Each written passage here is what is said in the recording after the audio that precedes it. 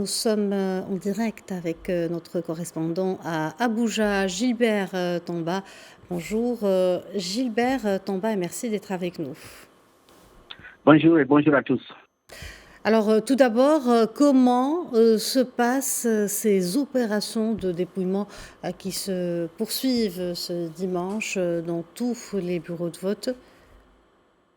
Alors, vous l'avez dit, hein, le décompte des voix a commencé depuis hier après le vote et se poursuit dans des dizaines de milliers de bureaux de vote à travers donc le Nigeria. Alors, les résultats globaux par État, c'est 38 rassemblés et envoyés au siège national de la Commission nationale électorale indépendante à Abuja, la capitale fédérale, où ils doivent ensuite être centralisés avant la programmation des résultats définitifs de la présidentielle et des législatives. Donc, ce matin, les Nigériens attendent encore impatiemment de connaître qui prendra en main les destinées de ce grand pays d'Afrique de l'Ouest pour les prochaines quatre années. Alors, il faut préciser, des résultats devaient en principe être annoncés les 3 jours qui suivent après le vote. Mhm. Avez-vous des informations sur le taux de participation qui apparemment était très élevé? Comme vous venez de le dire, la présidentielle du samedi au Nigeria a connu une forte mobilisation des électeurs nigériens, mais surtout des jeunes. Dans la capitale fédérale Abuja et dans les 36 États, la participation a été très élevée. Ici à Abuja, j'ai visité plusieurs bureaux de vote et à tous les niveaux, l'ambiance était la même. Des habitants de la capitale fortement mobilisés et déterminés pour donc déposer leurs bulletins de vote dans l'urne. On n'a pas encore un pourcentage disponible de la tenue de la participation, mais vous l'avez déjà annoncé dans les titres, plus de 87 millions d'électeurs sur près de 100 qui ont collecté leur carte d'électeur se sont massivement déplacés pour aller voter.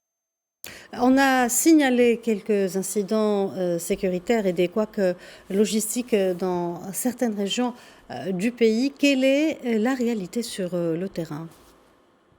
Oui, le vote de samedi a été entaché dans certains endroits par de longs retards dans les bureaux de vote dû à l'arrivée en retard de matériel électoral, ainsi que des informations faisant état de vols d'urnes et d'attaques par des hommes armés. Alors, des violences dans des zones volées et des urnes volées ont été signalées à Lagos, par exemple, la capitale économique du pays.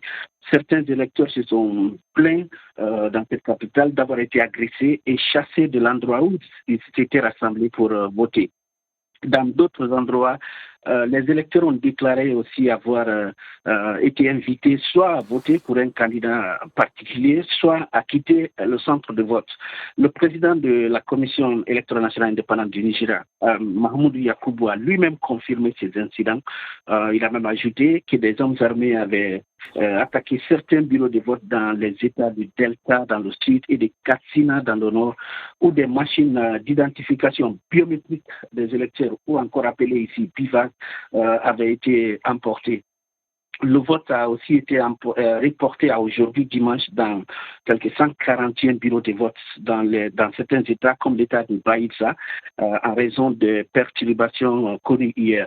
Dans l'État de Borno, le fief de la secte islamiste de Boko Haram, dans le nord-est du pays, des militants avaient ouvert le feu sur des agents électoraux, blessant certains responsables.